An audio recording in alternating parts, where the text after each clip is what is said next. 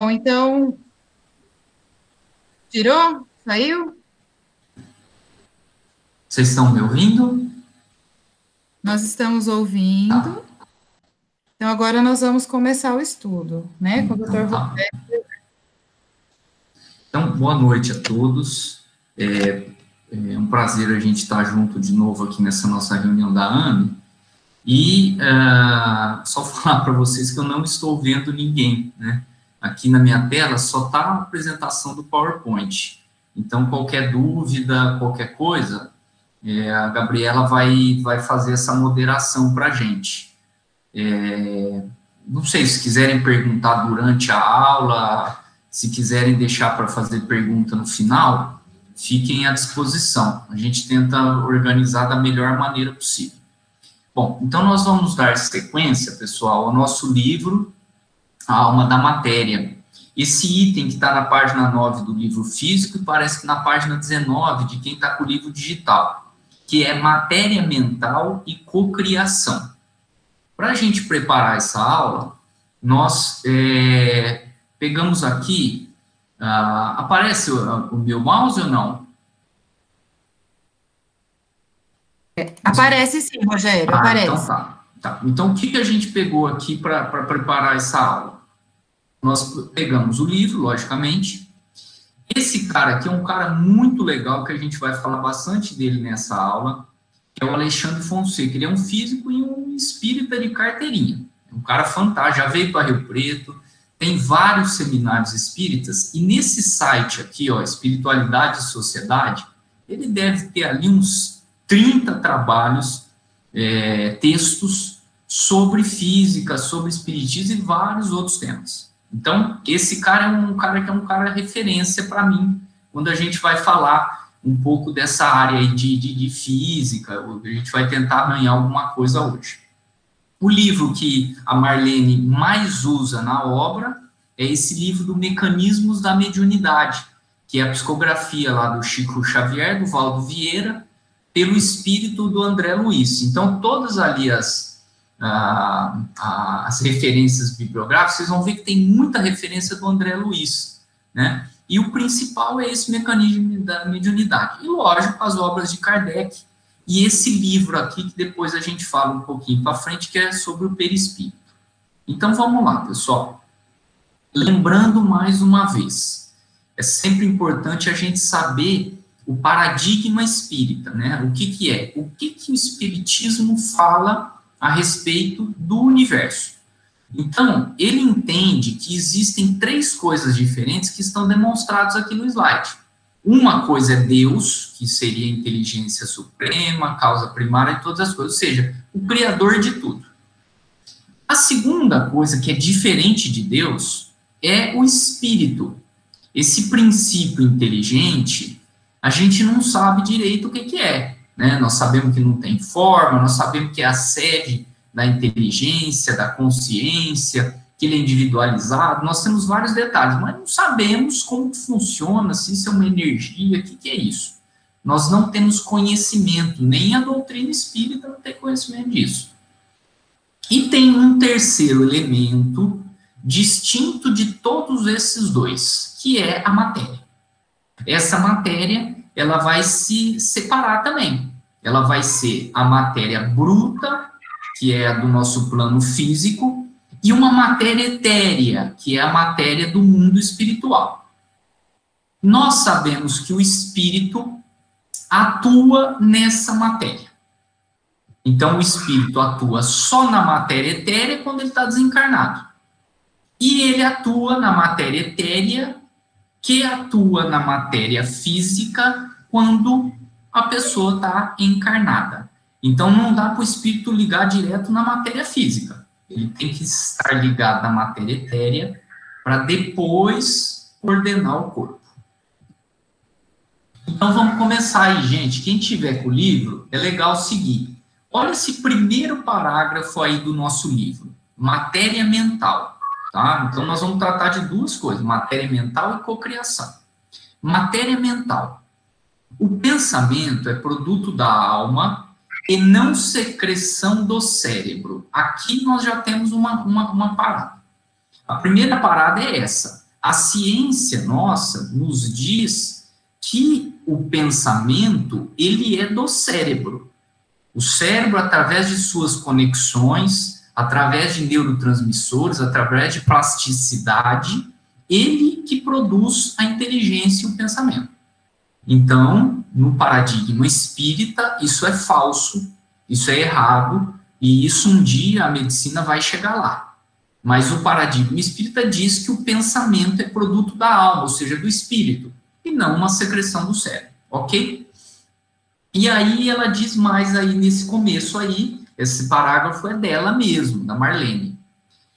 Esse pensamento, que é a matéria mental, é constituído de partículas derivadas da matéria primitiva ou plasma divino. Aí eu coloquei aqui.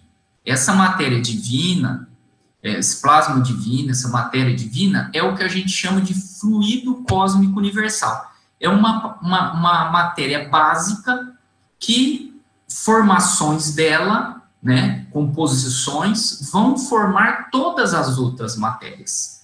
Então, a matéria básica seria esse fluido cósmico universal. Expressando-se também como ondas eletromagnéticas que atingem velocidades acima de 30.000 quilômetros por segundo. Bom, vamos tentar esmiuçar um pouquinho esse primeiro parágrafo, gente. Olha aqui. O pensamento, ele pode ter duas características de acordo com a codificação, de acordo com Allan Kardec. Não vamos falar nada do pensamento na área médica. Ele pode ser uma informação.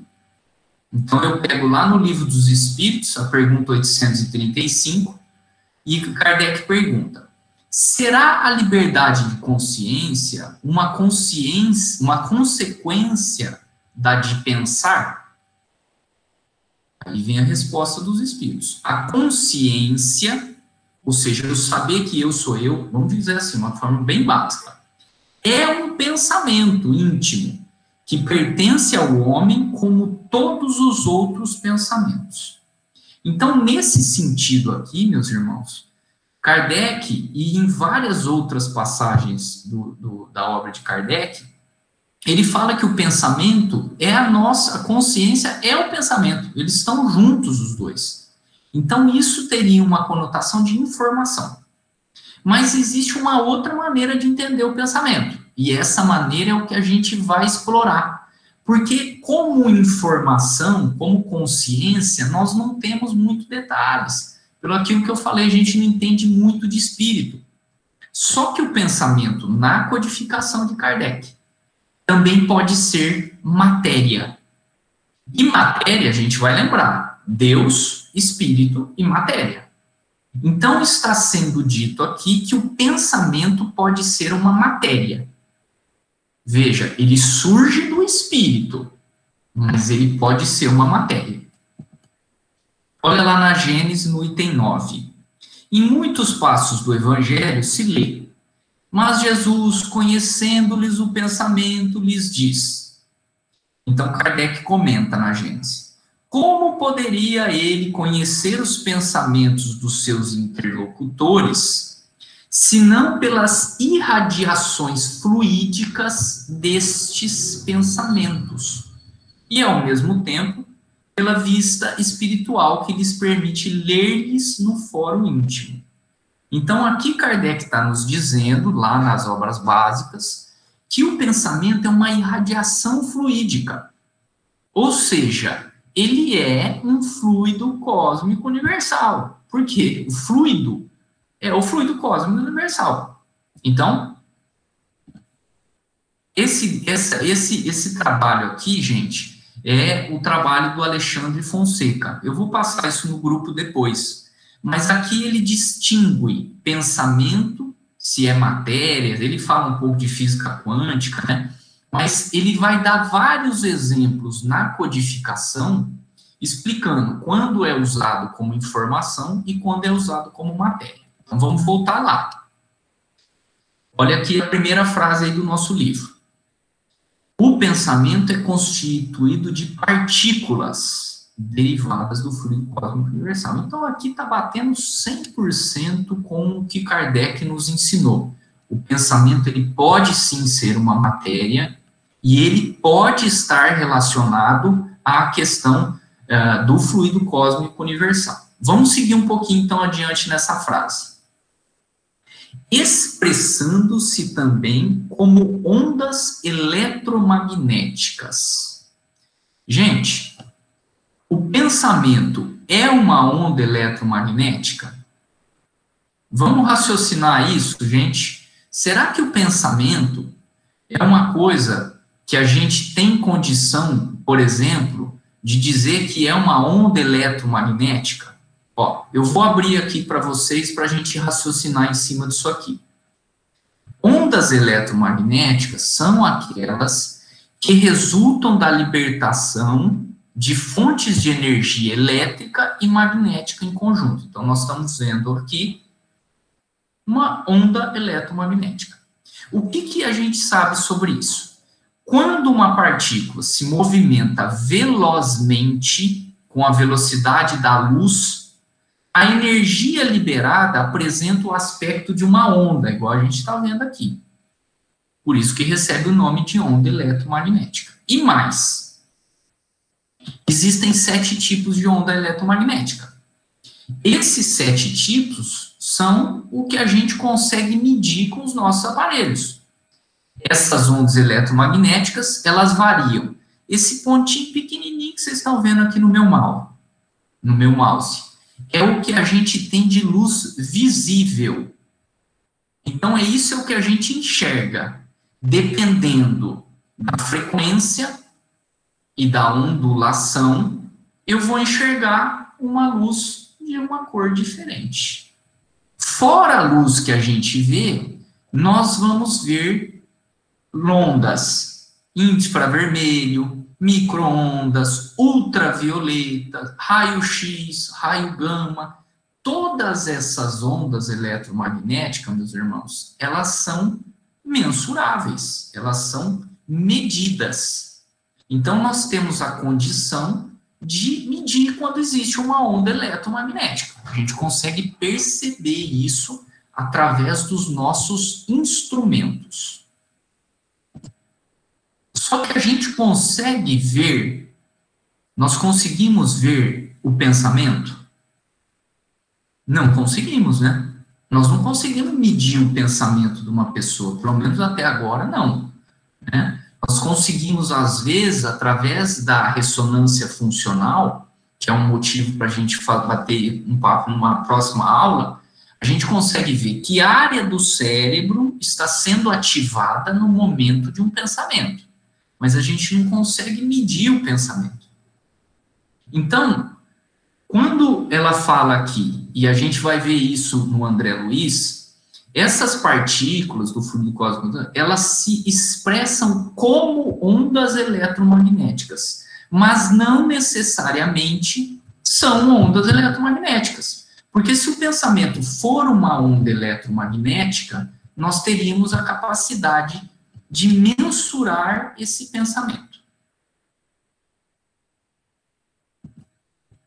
E aqui ela comenta sobre as velocidades. Então, ela fala aqui que estas ondas esse princípio cósmico universal, essas partículas de pensamento que se comportam como onda eletromagnética, elas atingiriam velocidades acima de 30 mil quilômetros por hora. Vamos ver o que é isso, gente? Eu vou fazer uma pausa aqui, porque está difícil aqui para eu digamos assim, para eu ver como que vocês estão. Tá tudo bem aí? Alguém quer perguntar alguma coisa até agora? Rogério, só lembrando aí que você falou 30 mil quilômetros por segundo, é 300 mil quilômetros por segundo, que é a velocidade da luz. Isso, obrigado. É o que está escrito, mas é o que eu falei errado. 300 mil quilômetros por segundo. Muito obrigado. Isso. Pessoal, alguma dúvida aí até agora? Porque eu tô sem visão de vocês, então eu fico meio assim, às vezes alguém quer perguntar alguma coisa. Posso... Tá tudo bem. Ninguém mandou nada no chat ainda. Se tiver alguma dúvida, pode me parar, tá? Se alguém colocar alguma dúvida aqui, eu paro você, tá bom? Tá, obrigado, viu? Então, vamos lá, gente. Então, o próximo passo da análise aí da nossa primeira frase do livro é a gente saber se esse pensamento, que é uma partícula, é matéria, se esse pensamento, que comporta-se como uma onda eletromagnética, e se ele atinge velocidades acima de 300 mil quilômetros por segundo. Então, vamos lá, ó. Existe velocidade maior que a luz, que é 300 mil quilômetros por segundo? Fica a pergunta, né? Essa teoria, ela foi formulada lá por Einstein em 1905, faz parte da teoria da relatividade geral. Newton dizia que o tempo e o espaço eram independentes, e Einstein falou que, na verdade, o tempo e o espaço estão intimamente conectados, e o que os une, o que une o tempo e o espaço, é exatamente essa velocidade. Então, gente, essa velocidade, que nem o Otávio comentou, é 300 mil quilômetros por segundo, tá? Então, vamos fazer só um raciocínio aqui. Um avião mais rápido do mundo não é avião de carreira, é avião militar. Ele tem a capacidade de correr a 3.700 quilômetros por hora. Quando a gente viaja para o exterior, a gente fica vendo lá no monitor do avião, o avião de carreira, ele vai a 900 km por hora, 950. Esse aqui é um super avião, ele vai a 3.700 km por hora. A velocidade de 300 km por segundo seria mais ou menos 1 bilhão de quilômetros por hora. Dá para ter ideia disso, gente? Que velocidade que é a velocidade da luz? Olha a diferença, 3.700 km por hora para 1 bilhão de quilômetros por hora. Então, para a gente fazer uma ideia, a circunferência da Terra, ou seja, vamos dar uma volta na Terra na velocidade da luz. A Terra tem 40 mil quilômetros.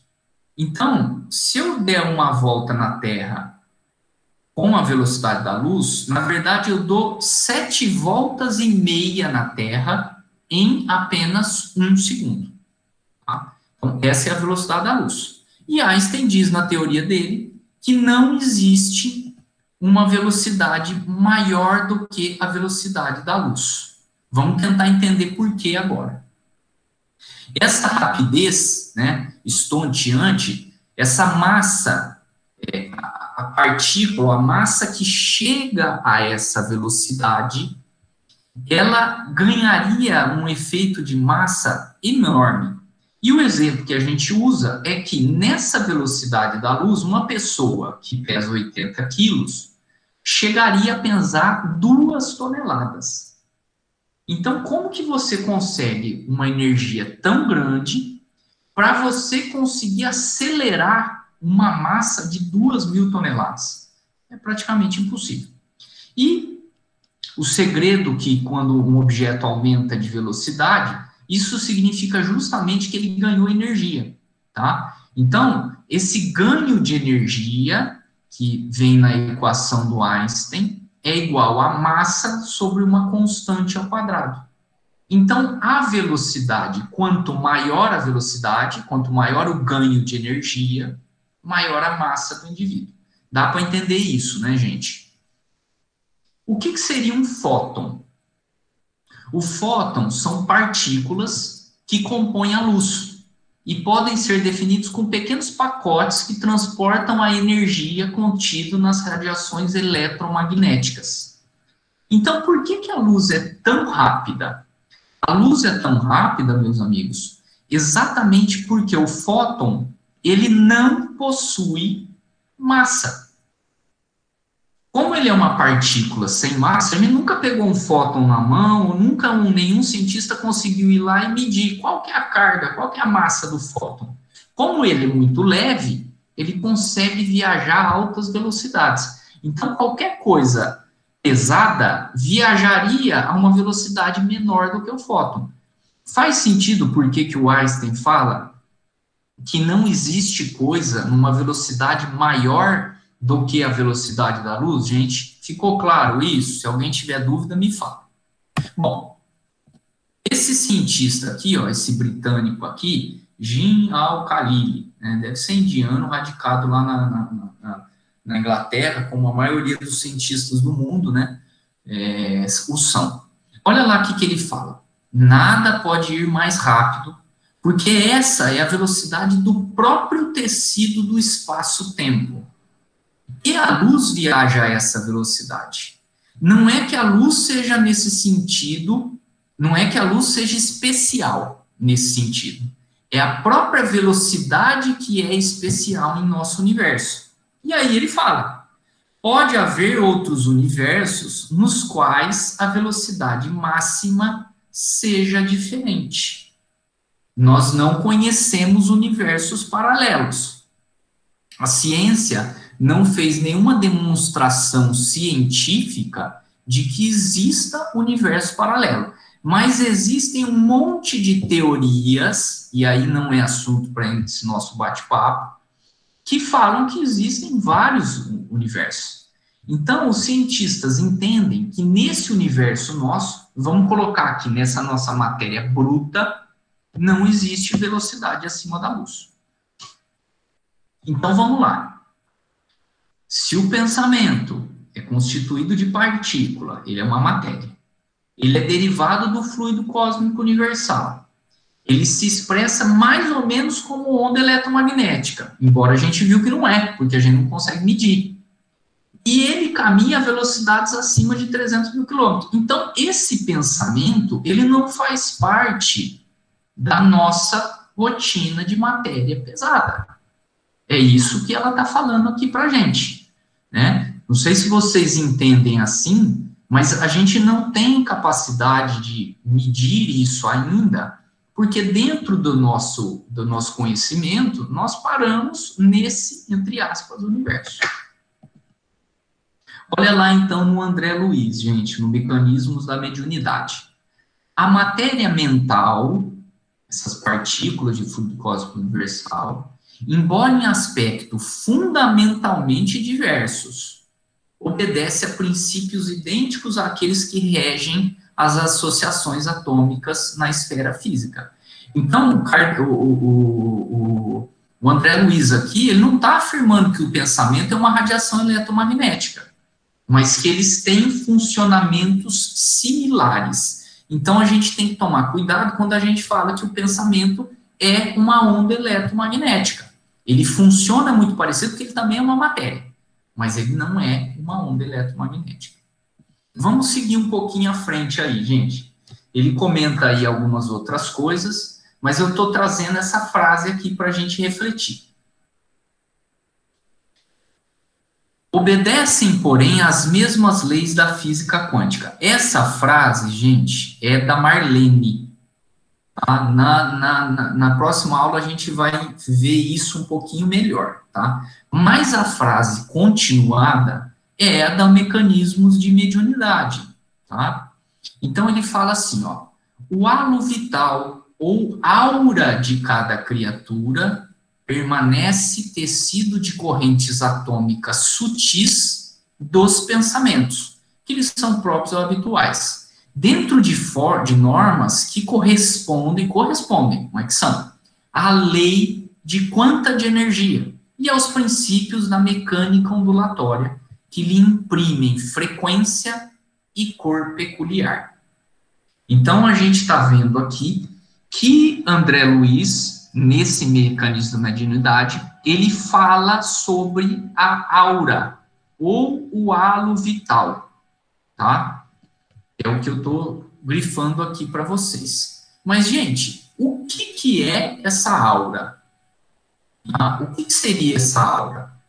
Aqui ele está falando que é criatura, tecidos de corrente atômicas, ou seja, matéria, sutis dos pensamentos, dependendo do seu pensamento, né? Do seu pensamento bom, próprio do seu jeito de ser bom, do seu pensamento ruim, próprio do seu jeito de ser ruim. E ele atinge essa aura, esses pensamentos, ele respeita princípios que são os princípios parecidos com os princípios da nossa física. embora diferentes, como nós vimos. Então, o que seria a aura? É um assunto bem amplo, né, eu deixei aqui. São várias religiões que se referem a isso há muito tempo.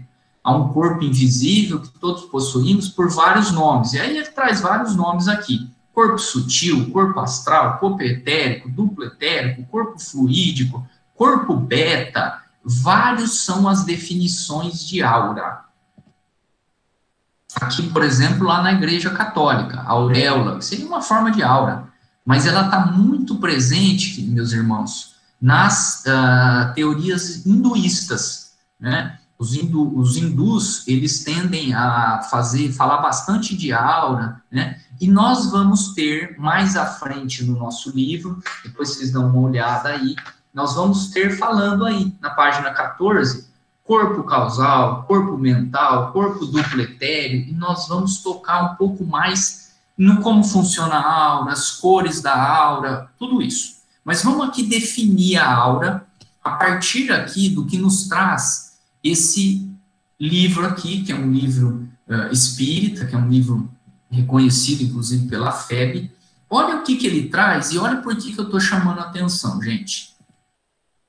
A aura seria um campo resultante de emanações de natureza eletromagnética a envolver todo o ser humano encarnado e desencarnado. Então, aqui a gente já faz um ponto. Nós já vimos que não é eletromagnética, é parecido com irradiações eletromagnéticas.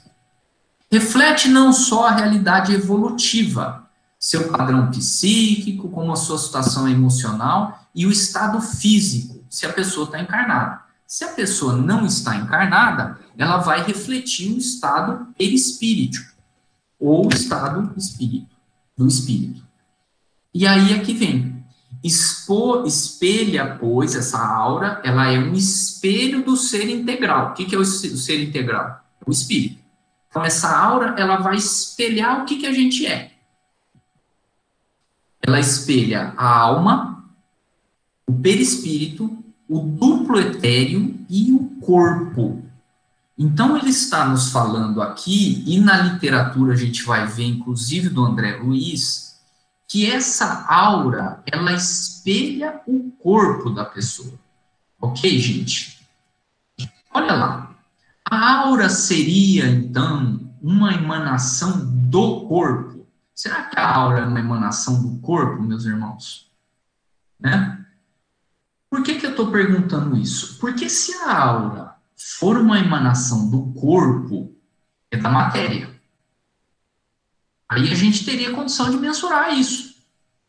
Eu peguei isso aqui, ó. NASA, Chico Xavier teria a aura de 10 metros. Mito urbano ou verdade?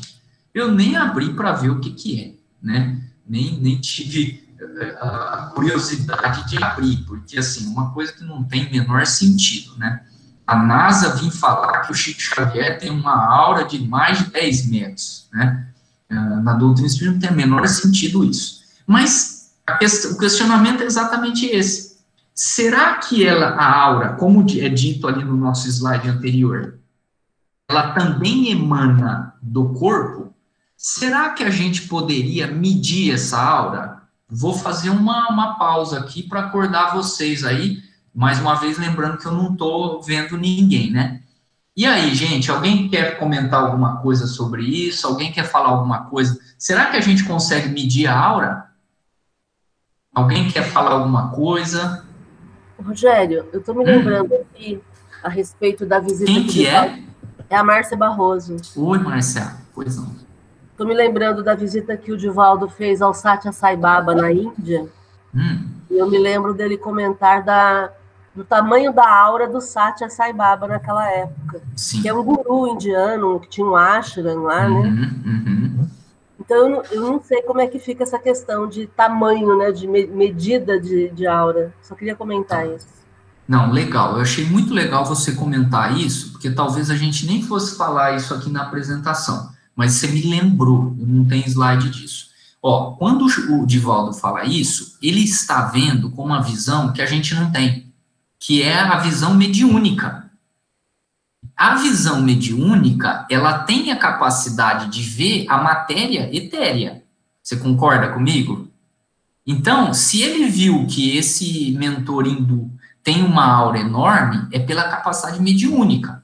A pergunta que eu estou fazendo aqui é se a gente tem condição de medir a aura com os nossos instrumentais, sem ter a visão mediúnica. Alguém quer dar opinião sobre isso, gente? Desculpe insistir, mas é que o que eu falei, assim, eu estou meio sem feedback aqui. Eu acho que se você está pensando num corpo físico, você consegue medir o campo de vibração, começando a pensar no movimento para a união de moléculas que constitui o corpo, você teria a condição de ter vamos dizer assim, é como se fosse um sensor, né, em que ele vai, não diria a distância, mas ele emana um campo de vibração, e essa vibração, que eu esteja entendendo, ela poderia ser medida, mas não necessariamente, vamos dizer assim, o tamanho dela, ela existe ali, mas... Mas independente do tamanho. Então, na concepção aqui, a gente entende que talvez a gente teria como medir. Ao meu ponto de vista, sim. Tá, ok.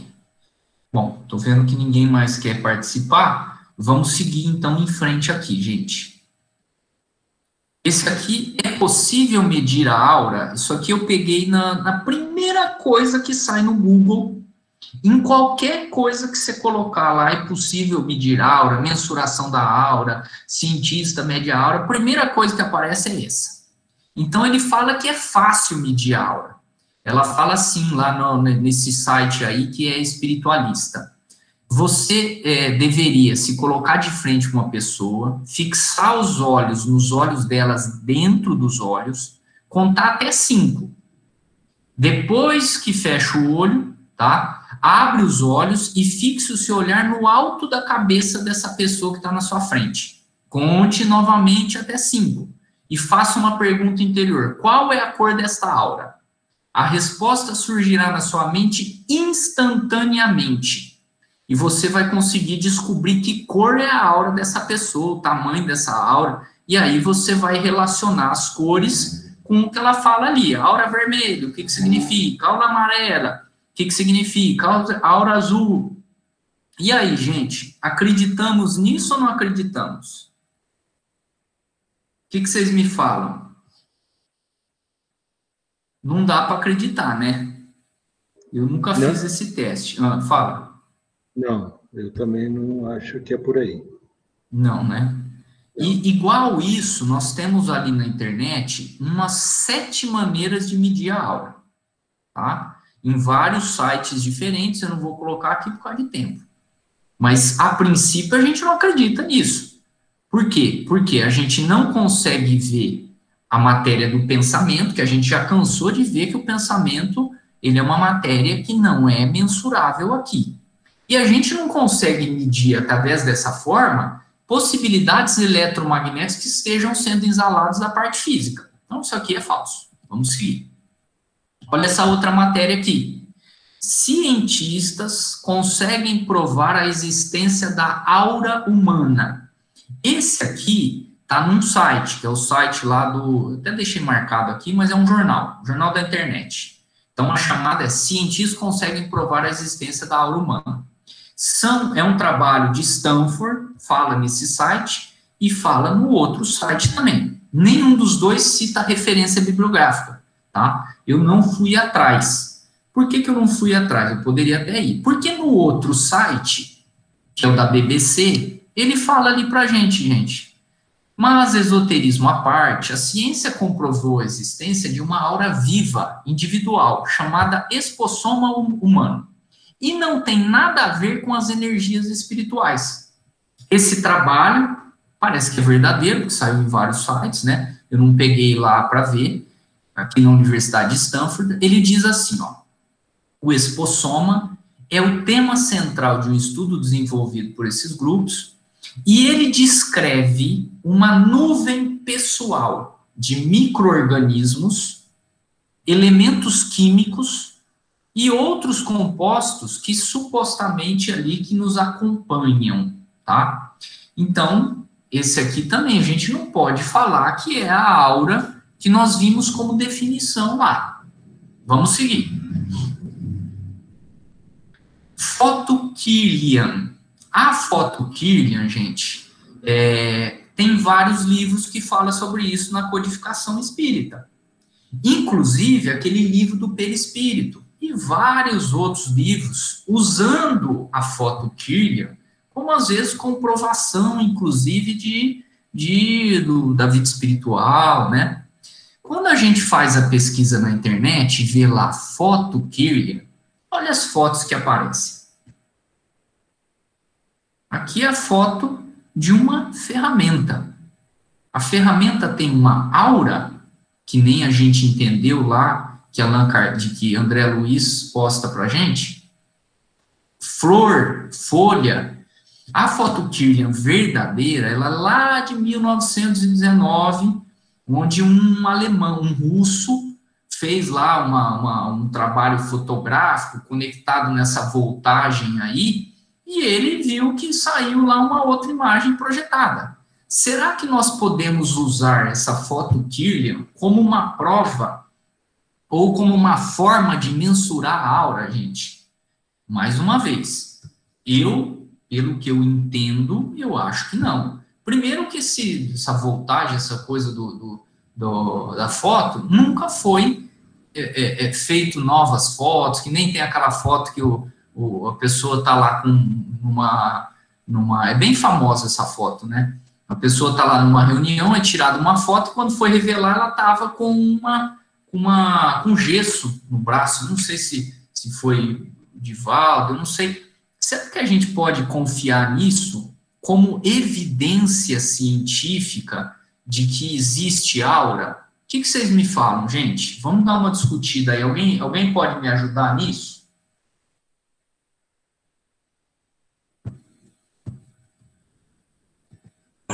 Eu estou sempre voltada a pensar no campo da matéria densa, do campo de energia que tem um corpo celular, mas não necessariamente ligado ao espírito, à alma, não, absolutamente.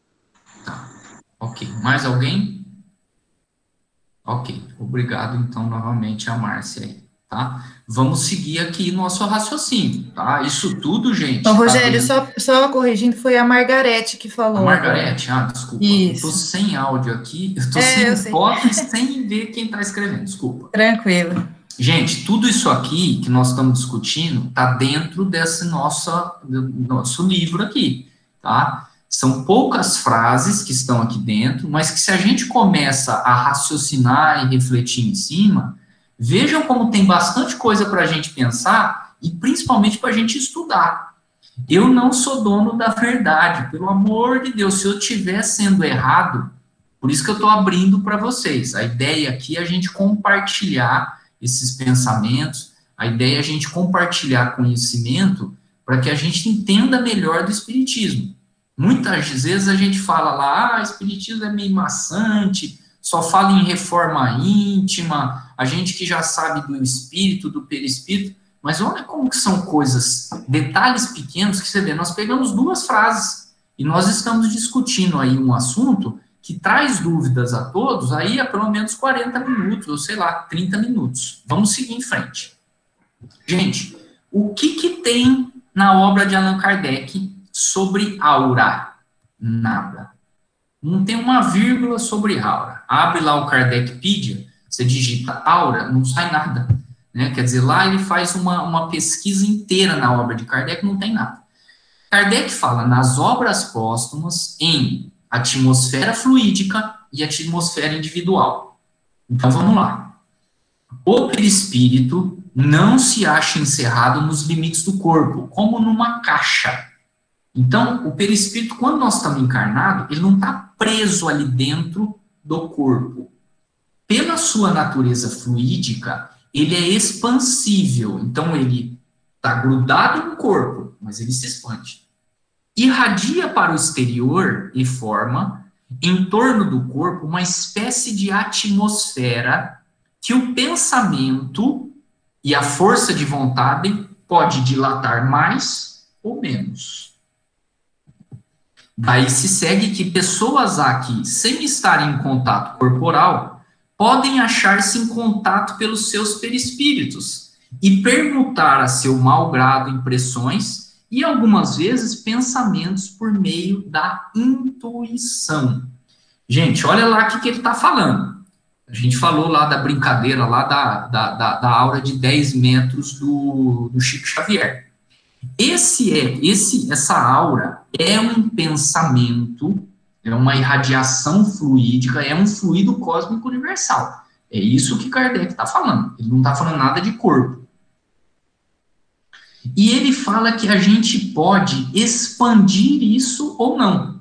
Nas obras de psicografia espírita, o que acontece quando os mentores do plano mais alto, seja esferas altíssimas que vão lá visitar, por exemplo, o nosso lar, seja quando espíritos do bem, que estão, inclusive, lá na obra do André Luiz, no nosso lar, vão para regiões do umbral. O que eles fazem, gente? Eles apagam o seu corpo fluídico. Eles apagam a sua aura. Então, na verdade, a aura é que nem Kardec está falando aqui. Ela tem uma natureza expansível. Então, não dá para falar se tem 10 metros, se tem 50 metros, se tem 1 quilômetro. E muitas vezes as pessoas estão distantes uma da outra, mas tem um contato perispiritual. E aí consegue, às vezes, por intuição, por telepatia, fazer um contato. É isso que Kardec está falando aí. Ainda nas obras próximas, mas agora em outro capítulo, no capítulo 22. Cada um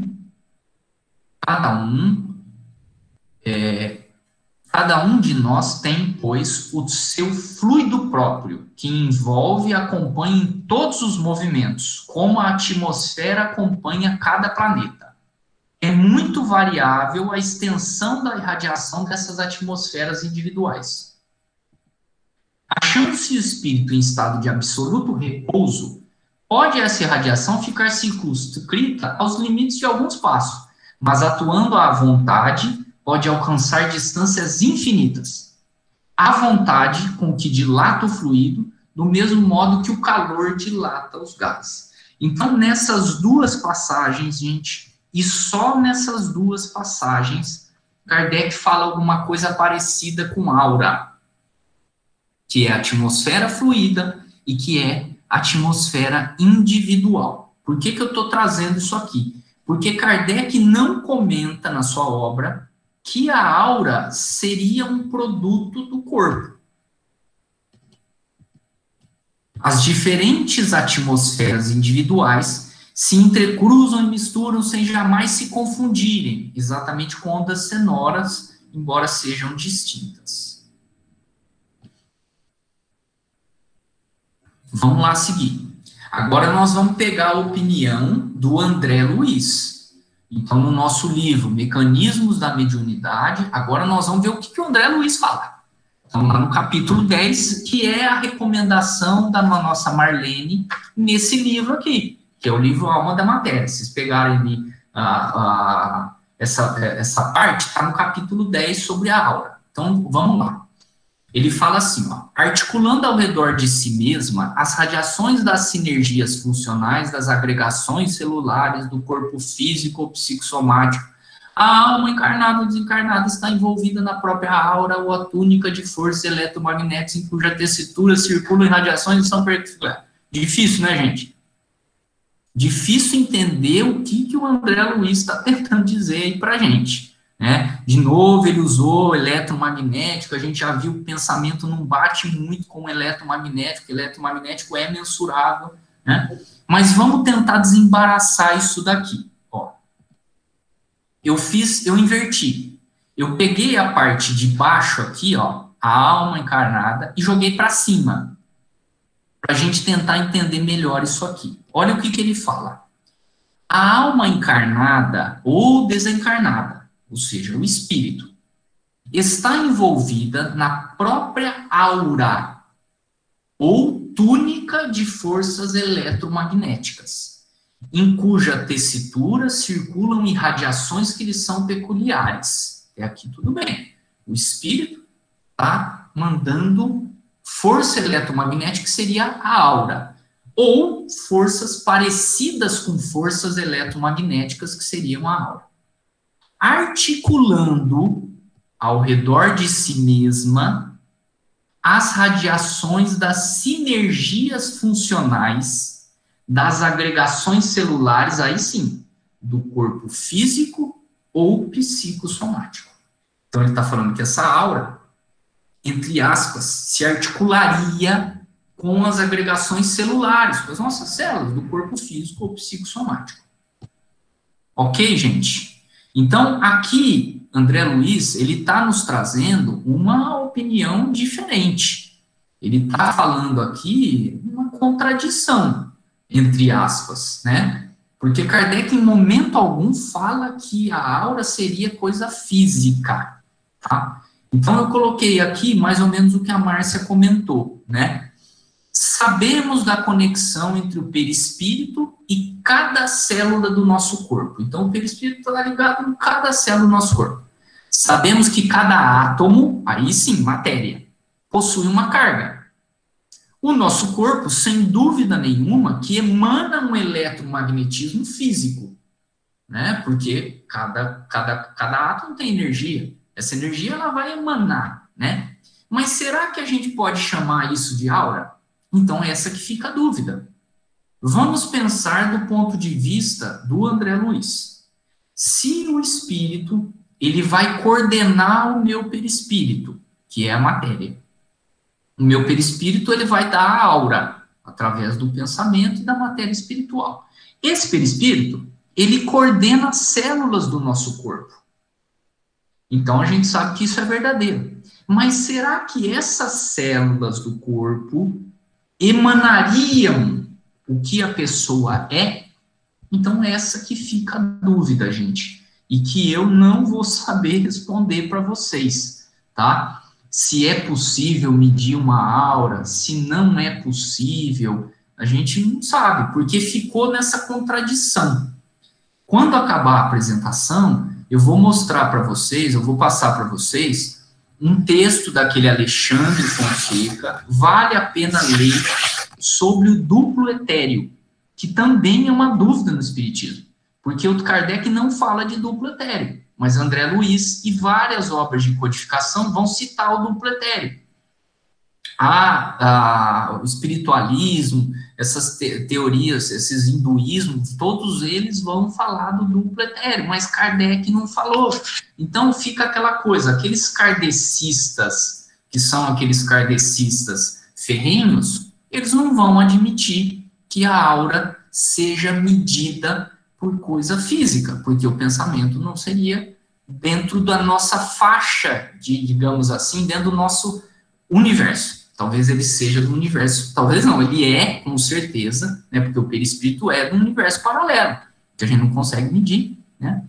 Alguém quer comentar alguma coisa aqui sobre isso, gente? Márcia quer falar alguma coisa? Alguém discorda do que eu estou falando? Por favor, falem, gente. Eu tenho uma questão, Rogério. Eu estou pensando quando a gente está na reunião mediúnica ou numa vibração, numa prece, é muito comum as pessoas que têm um pouco mais de sensibilidade, elas perceberem que é como se o corpo delas crescesse, como se elas ficassem inchadas. Será que isso seria esse extravasamento da aura do espírito encarnado que a gente está referindo aqui? Então, Márcia, assim, ó, essa questão é uma questão de uma sensibilidade que a pessoa tem. Pode estar ligado à mediunidade dela. Todos nós já tivemos intuição, ou olhar para uma pessoa e já saber o que ela está pensando, ou você olha para a pessoa e vocês dois se entendem só de olhar. Isso também faz parte, entre aspas, de uma mediunidade, porque é uma percepção extrasensorial física. Então, a pessoa que está lá na sessão mediúnica, ela vai expandir muitas vezes a sua percepção.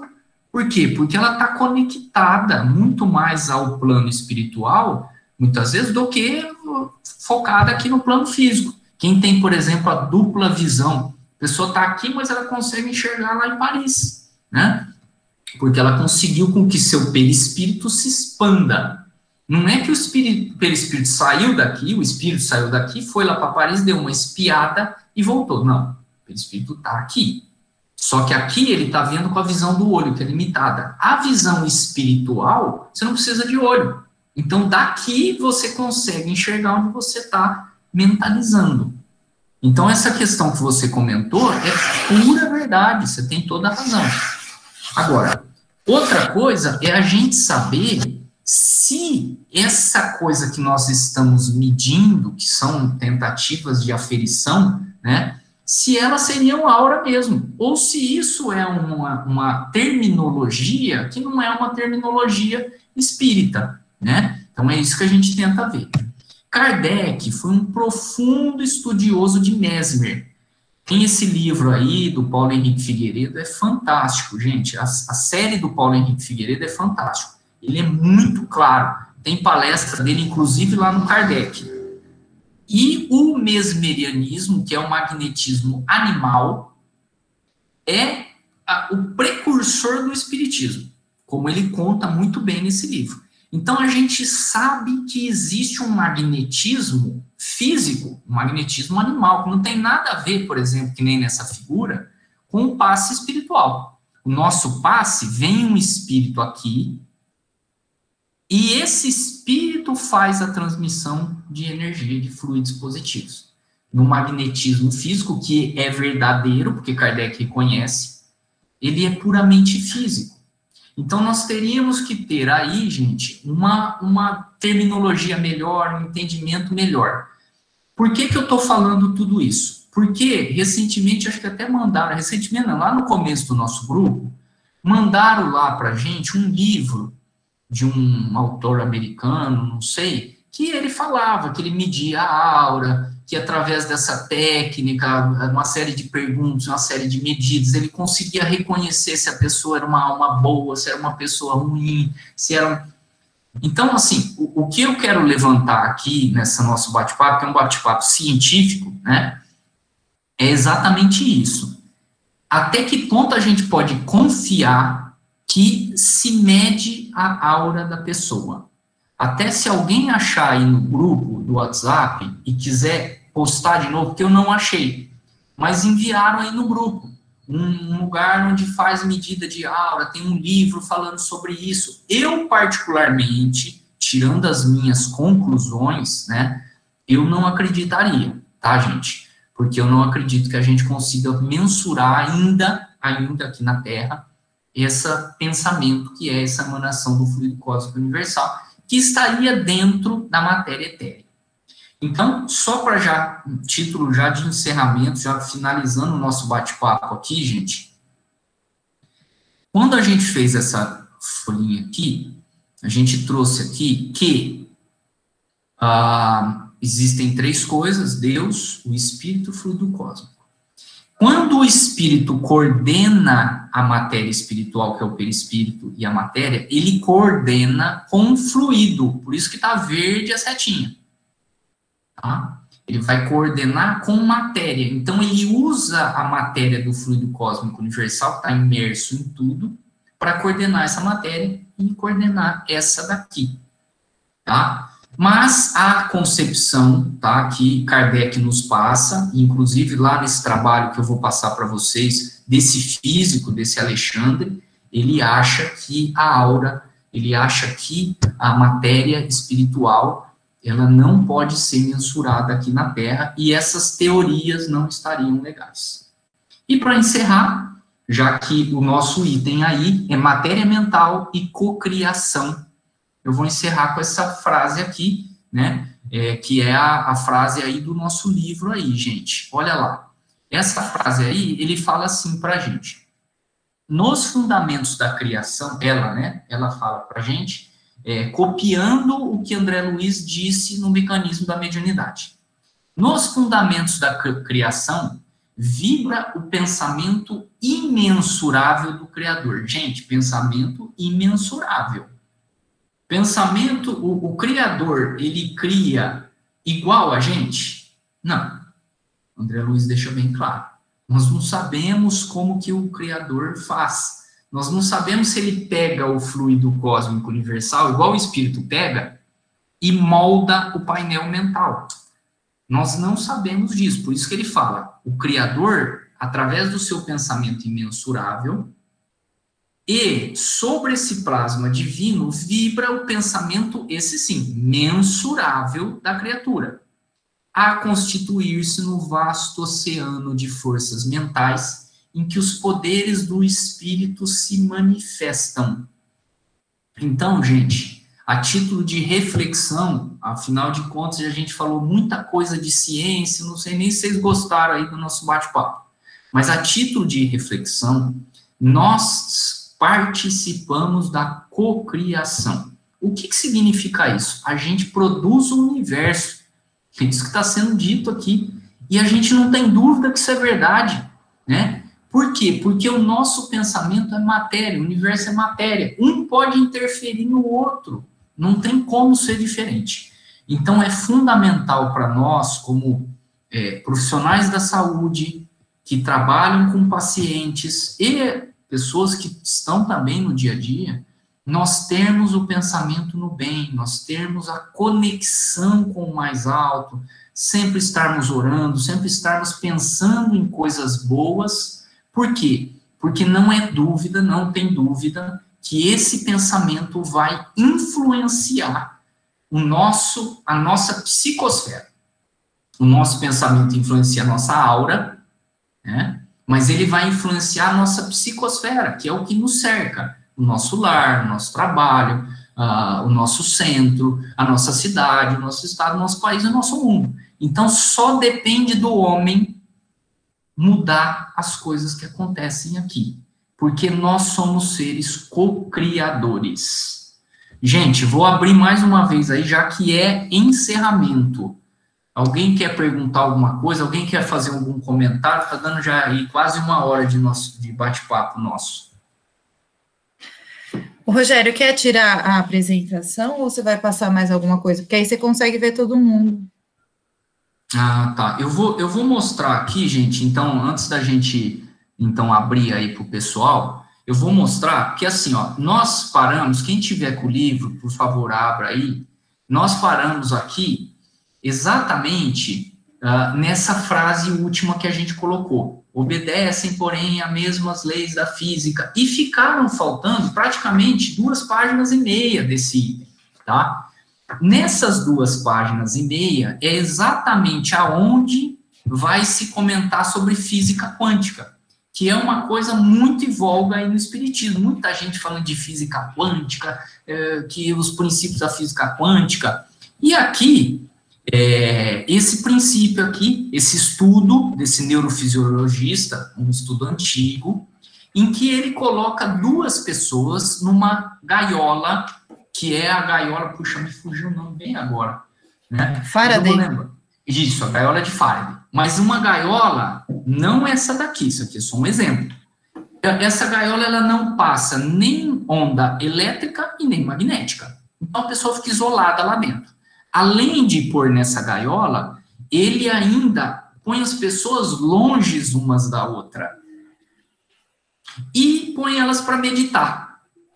Depois de um certo tempo, separa, elas meditam juntas, separa nas gaiolas de Faraday. E percebeu-se que elas têm pensamentos ou atividade cerebral parecida, mesmo estando longe uma da outra eletromagneticamente. Então, lá no experimento dele, ele fala que existe uma transmissão de pensamento que não é eletromagnética, porque nessa gaiola, como nós estamos vendo, não passa nada. E isso deixou todo o meio espiritualista, né, fogoso de saber, mas como? Então, o que é? Então, é o espírito, é um espírito que vai lá e comunica com o outro. E aí, juntou-se a isso a uma teoria da física quântica, que é o fenômeno quântico não local, em que uma partícula, estando separada da outra, quando ela é posicionada pelo observador, automaticamente a outra partícula, uma na Terra, outra na Lua, ela vai assumir a mesma posição do spin. E aí começou, principalmente por esse autor que vocês estão vendo, eu acho que vocês devem conhecer, Amit Goswami, tá? Ele é um físico e ele é um espiritualista. E ele faz uma teoria sobre física quântica e espiritualidade, falando lá entre aspas, no modo dele falar, do plano espiritual. Então, gente, nesse sequência aqui, seria interessante a gente discutir sobre isso. O que é o teorema de Bell, o que é esse experimento da gaiola de Faraday, e aí a gente vai falar um pouquinho sobre física quântica, tá? Então, fica aí para a gente o nosso convite aí, para a próxima aula a gente bater um papo nesse sentido. Encerrei aqui a apresentação. Alguém quer comentar alguma coisa? Gabriela. Agora estou vendo a todos. Oi. Oi, Margarete. Gabriela, que cria esse grupo precioso aqui de discussão tão elevada. Gabriela, nós te agradecemos profundamente. Dr. Rogério Delarco, muito didático, extremamente claro nas suas ideias, fazendo com que a gente pudesse refletir sobre vários aspectos, e eu fiquei assim super assim, intensa com isso. Eu vou procurar enriquecer esses nossos futuros e próximos encontros, que nós realmente precisamos conhecer isso, porque agora é o momento da mentalização. Então, nós temos que conhecer bem tudo isso que nós estamos falando e entender bem todas essas questões da integração do espírito, que é a própria mente, que coordena, que cria, e o que nós estamos criando, em especial, esse momento que nós estamos vivendo. Então, a aula foi brilhante. Muito obrigada. Foi muito bacana mesmo, viu, Rogério? E assim, eu acho legal você trazer essa questão da gente conhecer os conceitos, né? Porque muitas vezes a gente fala assim, a aura, a gente assume algum conceito na cabeça sem pesquisar, e já acha que é algo que veio do Kardec, né? Assim, nós que somos espíritas, às vezes a gente não tem esse cuidado, né? Então a gente vai lá, faz igual você fez, vai lá no Google, digita, acha uma coisa, fala assim, que interessante, parece que é legal. E fica por isso, né? Então eu acho que é bem o propósito desse grupo mesmo, né? A gente traçar esses conceitos, né? Saber de onde eles vêm. Então, quando a gente fala de aura, né? Da onde que nós estamos falando, do que a gente está falando, né? O que veio do Allan Kardec, o que veio do André Luiz, o que veio de outras fontes, e a gente poder fazer, construir o nosso conhecimento com uma base boa, né? E não no achismo. Então, foi super interessante mesmo, e realmente é assunto para muito estudo, né? E muita discussão. Aquela outra aula, a gente falou um pouco sobre aquela questão dos cristais, né? Dos cristais de água, a formação do cristal, o que tem de verdade, o que não tem. São reflexões, justamente o que você falou, Gabriela. Eu sempre fui muito querer perguntar, saber se é meio que São Tomé, né? Sou espírita desde criança, mas sempre fui muito São Tomé, né? E eu acho que na ciência a gente tem que fazer isso, porque senão a gente corre um grande risco, que é o risco da gente assumir como verdadeira uma coisa e falar que o espiritismo assume como verdadeira uma coisa que depois se prova ser falsa. Então, até hoje, no que Kardec falou, ninguém provou ser falso. Por quê? Porque ele tomou todo o cuidado de usar as palavras certas. Então, quando a gente vai ver outras obras, até de André Luiz, né? Mas a gente tem que ter cuidado para fazer uma avaliação verdadeira.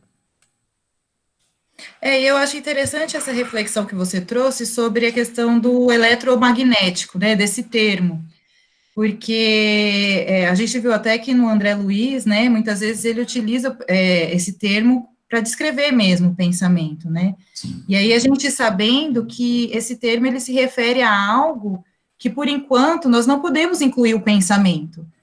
Pode ser que, né, os estudos avancem, a gente amplie o quadro, né, aquele gráfico lá das ondas eletromagnéticas, sim. Provavelmente nós iremos um dia ampliar aquilo, né, e enquadrar o tipo de onda que é o pensamento, né, sim. Como algo eletromagnético, mas ainda não podemos colocar. Sim. Então, é importante ter esse cuidado também, porque os espíritas acabam usando muito como sinônimo, né? Sim. Do pensamento ser uma onda eletromagnética. E não que não possa futuramente ser, né? Sim. Mas do conceito que nós conhecemos hoje, ainda não é, né? Mas funciona como semelhante, né? E nós estamos estudando para isso. Né? Ok, gente. Alguém quer falar mais alguma coisa? Fique à vontade. Só agradecer e realçar o alto teor de ciência que vocês estão fazendo nos estudos. Para mim está sendo muito legal poder participar. Gratidão. Tá. Ó, vamos deixar aberto, pessoal, a quem quiser expor, tá? Esse grupo está começando agora. Então, a princípio, a Gabriela fizemos, mas o Otávio já tem a aula dele já programada. Quem se interessar em falar, fica super aberto, estão mais do que convidados. Eu vou, inclusive, convidar, né, está no grupo aí, mas acabou não entrando, ele não pode participar tanto pelo horário, mas o Salvador, inclusive para falar nesse tema, que é complicadíssimo, essa questão do corpo astral, corpo mental, que nós vamos ver um pouquinho para frente aí, tá? Vai falar sobre duplo etéreo, vamos ver o que o Salvador, o que ele tem para dizer para a gente disso aí também. Ok, gente? Alguém quer comentar alguma coisa? Otávio? Não, queria agradecer pela aula, né? Maravilhosa. E acho que só instigando... Bom, você falou que eu já estava com a minha aula aí. Eu preciso conversar com a Gabriela. Eu tô marcado para falar, não sabia, hein? Mas vamos lá. Então, eu estava... quando você citou um minutinho. Quando você citou a questão da fórmula de Einstein e da energia, só para a gente refletir, né? Qual que seria aí essa energia do espírito, né? Quando a gente considera o espírito, porque a relação do Einstein é massa, né? Com a velocidade da luz.